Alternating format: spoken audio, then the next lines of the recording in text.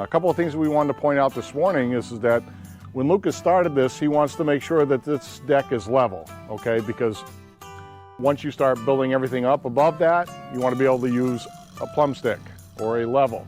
And you want to make sure that things are plumb in this direction. So another important thing is that we make sure that the deck is square. So that's basically just measuring from corner to corner. When you start with a square and level deck, everything goes up nicely afterwards. Today he's going to be working on the gable ends.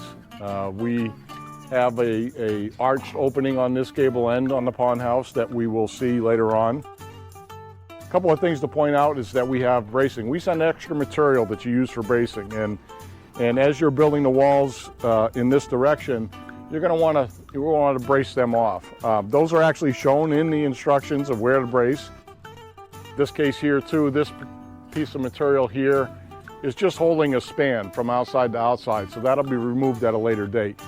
But everything that you need to assemble this as a do-it-yourselfer comes in the kit itself.